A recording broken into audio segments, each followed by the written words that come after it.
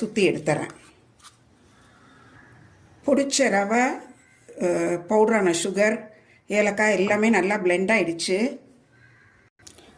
அடுப்பில் ஒரு பேன் வச்சு நெய் ஊற்றிருக்கிறேன்.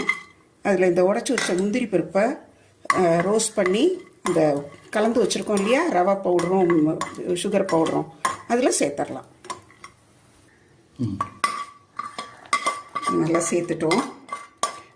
இப்போது நம்ம என்ன பண்ண போகிறோம்னா, நெய்யை நல்லா கொஞ்சம் சூடு பண்ணி சூடாகவே இருக்கிற நெய்யை இதில் கலந்து விட்டு உருண்டைகளாக பிடிக்க போகிறோம்.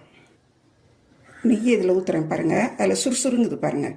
அந்த அளவுக்கு இது வார்மாக இருக்கணும். நெய் கொஞ்சம் நல்லா சூடாக இருந்தால் நல்லா கொஞ்சம் அமுக்கி பிடிக்க வரும் உருண்டையாக. அது மட்டும் பார்த்துக்கோங்க. இப்போ இதை நல்லா கலந்து விட்டு, நம்ம கையில் சூடாது, ஸோ இதை நல்லா கலந்து விட்டு இப்போ உருண்டைகளாக பிடிக்க ஆரம்பிச்சிடலாம். உங்களுக்கு நல்லா தேவையான சைஸில்